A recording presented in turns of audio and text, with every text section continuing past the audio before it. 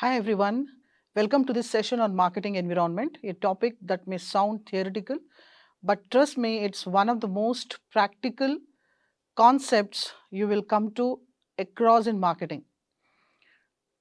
Now, if you are thinking, why do I need to care about the environment in marketing? Let me ask you this. Would you sell snow boots in Dubai or beef burgers in India? Exactly. Your environment shapes every single marketing decisions. So let's explore this together. We will break into two parts. The first one is marketing environment. The second one is task environment. And the third is pestle analysis. Fourth is geographical environment. Let's start with the marketing environment. What is marketing environment? Think of the marketing environment as the world around your business. It includes everything that can affect your marketing decisions, both the things you can control and the things you absolutely can't. Let's say you open a chain of gym in a city where people are increasingly health conscious, business in booming, but then COVID hits. Suddenly nobody is going to gyms. Now you have to move your services online, offer virtual workouts and compete with fitness influencers on YouTube. That is the marketing. Environment changing around you. There are two main parts which influence the marketing. The first is micro and macro environment. Let's break the marketing environment into two main parts. First, we will explore what is micro environment. The actors close to the company that affect its ability to see customers. The second one is the macro environment, the larger social forces that affect the micro environment. Departments, production, HR, finance, and R&D affect your marketing. Example, if marketing wants to launch a campaign, but the finance team says there is no budget, there is a direct constraint. And the suppliers, if your suppliers fail, your marketing fails. Example, during the chip shortage, smartphone brands had to delay launches, even with massive campaigns ready to go. And the third point is market intermediaries. These are people who help get your product to customers, retailers, resellers, logistic firms. Example, Amazon is a key intermediary for many brands today. If your product does not rank well or is out of the stocks, customers move on. And the fourth point is competitors. You will never alone in a market. Example, when Pepsi runs an IPL ad campaign, Coca-Cola immediately follow with their vision. They watch each other like hawks. And the fifth point is customers. They are the reason you market. There are different types. The first is consumers, businesses, government. International market example, Apple market differently to students, MacBooks with education discounts versus businesses offering volume licensing. The sixth point is public. These are group that it can impact your brand positively or negatively. Example, if a YouTube influencers gives your product a bad review, it can go viral and damage your image overnight. Then the next one is macro environment, the big picture. They are external forces beyond your control, but you must adapt to them. Let's go through the six key factors of macro environment. The first one is demographic environment. This includes population, size, age, gender, education, etc. Example is India's young population is why edtech companies like Byju's exploded. Meanwhile, Japan's aging population creates demand for elderly care services. And the second point is economic environment. This includes income levels, inflation, recession, etc. Example, during economic slowdowns, luxury car sales drop while budget brands like Tata or Maruti gain more traction. The third is natural environment. Factors this include resources, climate sustainability. Example, brands like Mama's Earth highlights their eco-friendliness because environmental awareness is rising, especially among Gen Z. And the fourth point is technological environment. Tech changes marketing constantly. Example, the rise of ChatGPT and AI tools is transforming how marketers write content, plan campaigns, and analyze data. And the fifth is political and legal environment. This include government laws, regulations, and political stability. Example, when India banned TikTok, thousands of influencers and brands had to switch to Instagram Reels overnight. And the sixth point is culture and social environment. This includes beliefs, values, customs, and behavior. Example, a fairness cream might have worked years ago, but today it would be slammed for promoting unrealistic beauty standards. Why does it matter? Let me ask you, would you launch the same product in rural Bihar, Metro Bangalore, and Dubai without changes? No way. Because your marketing must fit the environment because it shapes consumer needs, perceptions, and buying behavior. Companies that ignore the marketing environment fail, plain and simple. Before going to the next question, I want to list out some of the challenges which faced by the companies. The first one is, why do some companies succeed even when the market is tough while others fail despite having the same resources? The next question, it often comes down to how well they manage the task environment.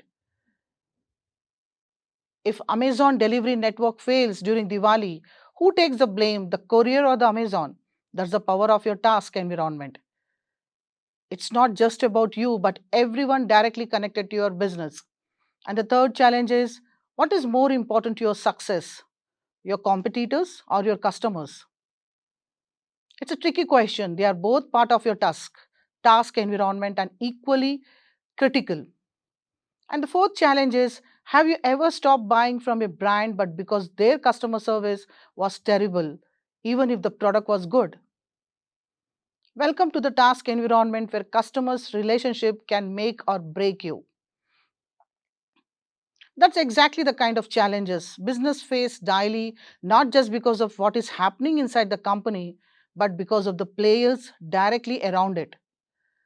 This brings us to today's topic that is called the task environment, also known as the micro environment of marketing. It includes all the external forces that are close to the company and directly affects its ability to serve customers. Think of it like your immediate business neighborhood, your suppliers, your customers, your competitors, even your distribution channels. These are not random forces, they are the people and group you interact with every single day. If something goes wrong here, it can hit your business fast and hard. A supply delay, a competitor's aggressive pricing, a customer trend shifts. These are not just headlines, they are your reality. So, in this lesson, we will explore the key components of the task environment and how companies navigate it with smart strategies. We will use real brand examples like Amazon, Zomato, and Nike to bring it to life. The task environment includes the people and group your business directly deals with on a daily basis. Let's break down the players with examples. The first one is the company internal departments marketing, production, R&D, finance, etc. Example, if marketing want a bold ad campaign but finance cuts the budget in half, the strategy must change. The second one, suppliers. They provide the materials if there is a delay. Your product launch gets affected. Example, during COVID, auto companies struggled due to shortages. Even Tesla faced delay. Third, distributors. They are the intermediaries. Retailers, e-commerce platform, logistics. Example, imagine your product is amazing but listed poorly on Amazon, your sales will suffer. And the second is competitors, your direct rivals in the market. Example, Zomato and Swiggy constantly battle using offers, influencers, marketing, and meme ads. If one move, the other reacts. And the next one is customers, the ultimate targets. Consumer trends shift fast. Example, young Indian consumers are now health conscious. That's why Coke promotes Coke Zero and Thumbs Up charge more than the traditional sugary drinks. And the next one is public. They are the media, local community, NGOs, and influencers. Example, Tanishq had to pull an ad after public backlash, even though the product was fine. The sentiment around it caused trouble. Now let us move on to the other topic. I have quote one question here like what if a government regulation, a social trend or a new technology could instantly boost or destroy your entire marketing strategy? This is not hypothetical, it's reality and it happens all the time. Think about this. TikTok got banned in India. Hundreds of contents creator and brands lost their primary marketing channel overnight. The rise of AI tools like ChatGPT is now changing how companies advertise, write content, and interact with customers. Consumer demand for eco-friendly product is forcing big brands to change packaging, sourcing, and even their brand messaging. These are macro forces, the big thing happening in the outside world, and marketers have to stay ahead of them. That's why where pestle analysis comes into the picture. What is pestle analysis? Pestle. Pestle stands for political, economic, social, and technological. Environmental, legal. It's a tool business used to analyze and understand the external macro environment factors they can't control but must respond to strategically. Let's explain this analysis. P is political, refers to government policies, tax regulations, trade laws, and political stability. Example, the Indian government bans single use plastics. This forces companies like Amazon and Flipkart to quickly adapt their package materials. Foreign direct investments, rules in retail affected how Walmart and IKEA entered India. And the E is economic, refers to inflation, interest rates, consumer purchasing power, employment, etc. Example, during COVID-19 lockdowns, people cut back on non-essential spendings. Brands like Make My Trip had to halt marketing for luxury travel and focus on staycations and refunds. In an economic slowdown, FMCG brands like HUL push smaller, cheaper packages size like 5 rupees shampoo sachet to maintain sales in rural markets.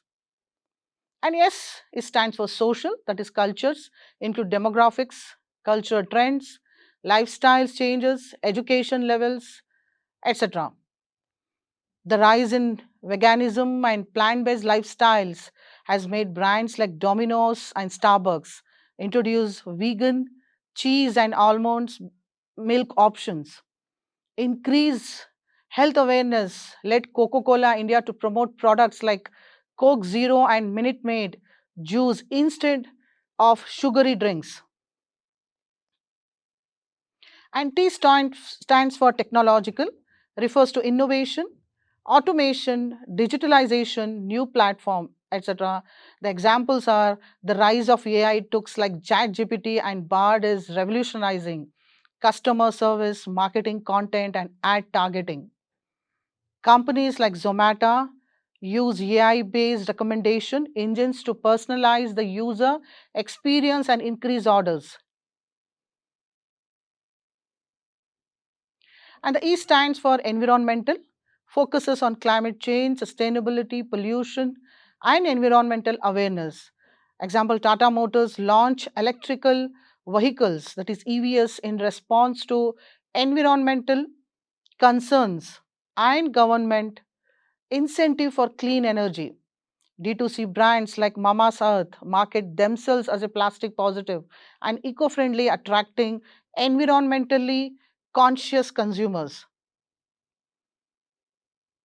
L stands for legal, includes law on advertising, labor, product safety, data privacy. Example, India's new data privacy law has forced companies to rework how they collect, store, and use customer information, especially in digital marketing. Tobacco brand use surrogate marketing to stay visible despite advertising bans like sponsoring music events or bottled water brands. So, as you can see, Pestle is not just theory, it's happening all around us.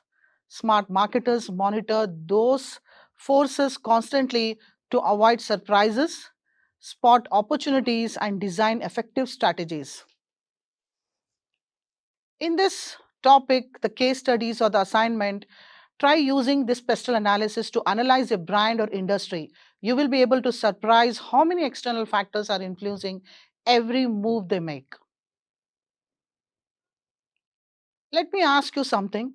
Why can't a war in Europe or a shipping delay in China affect the price of your favorite product in India? Strange, right? But in today's world, everything is connected. A smartphone you buy might be designed in California, assembled in Vietnam, and with chips from Taiwan and sold in India, marketed on social media, platform built in the US. Welcome to the global environment, a powerful external force that affects how companies market, produce, distribute, and grow. And today's topic is, what is global environment? It's all about global marketing. The global environment refers to all the international factors, economic, political, cultural, technological, environmental, and legal, that can impact a business operating across borders. For marketers, this means keeping an eye not just on what's happening locally, but across the entire globe. Let's look at how global factors are influencing marketing today. The first is geopolitical conflict, that is, political environment. Example, the Russia Ukraine war disrupted global oil supply chains, which raised the fuel prices worldwide. This increased delivery cost for platforms like Swiggy and Amazon and forced them to rethink pricing and logistics.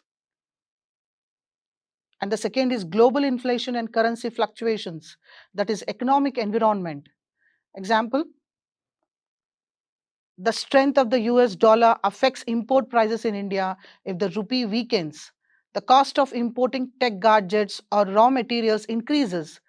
Brands like Apple often adjust product pricing and launch timeliness based on this shift. And the next is global tech trends, that is technological environment.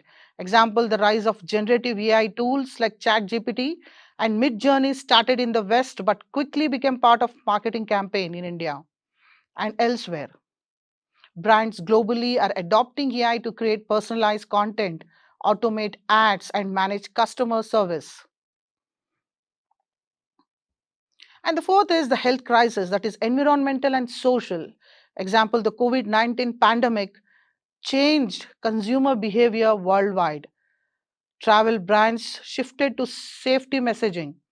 EdTech brands like Byju's expanded globally as online learning became the norms.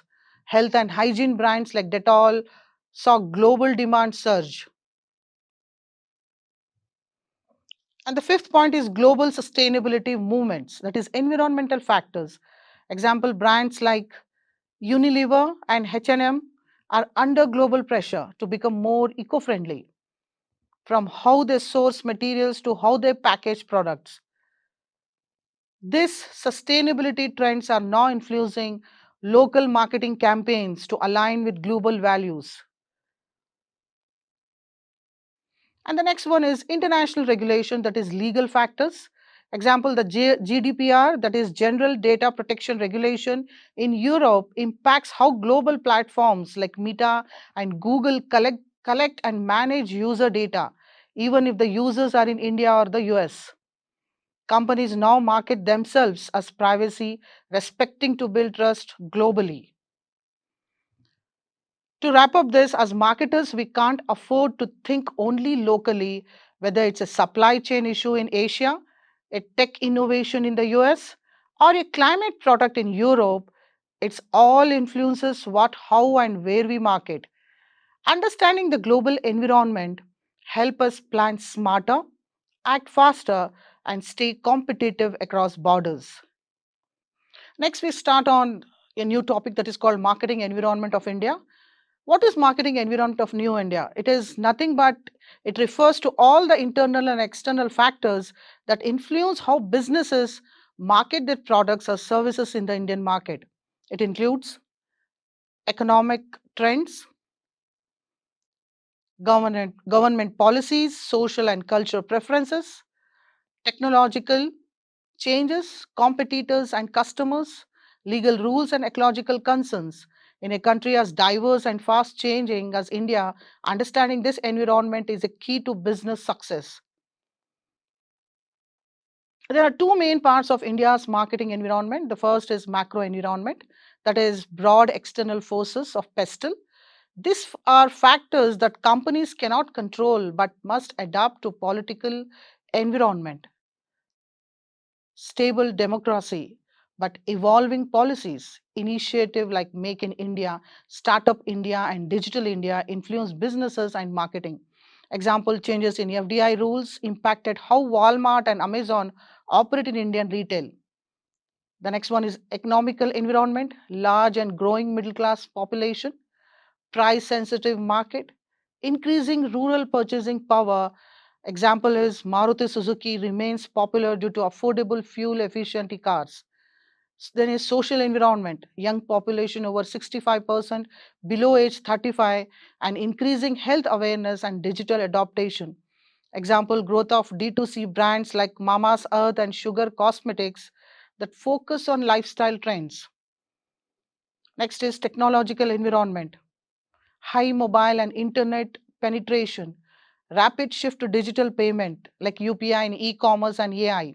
Example, Zomato and Swiggy use data analytics and AI for personalized marketing. And the next one is environmental, that is ecological factors, increased concern for sustainability, pollution, and climate change. Example, companies moving to eco-friendly packaging, like example, paper straws at McDonald's. And legal environment, strong consumer protection and advertising law, new data privacy law shaping online marketing strategies. Example, educational technology platform now follow strict rules to avoid misleading advertisements. The second category is micro environment. It is all about immediate business circle. That is nothing but task environment. These are forces closely connected to the business and directly impact on operations, like customers diverse across rural or urban income group regions. Competitors, local and global players compete intensively. Example, Flipkart versus Amazon, Ola versus Uber. Suppliers and distributors need reliable partners across India's vast geography. Marketing intermediaries, retailer, e-commerce, influencers. Example, D2C brands depend on platforms like Instagram and Amazon. Next one is culture and geographical diversity in India.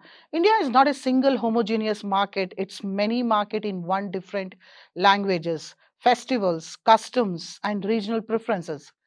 Example, McDonald's offers Miyakalo Tiki in India, whereas in Coca-Cola advertise in multiple Indian languages. Amazon and Flipkart run regional festive sales during Diwali, Onam, and Pongal.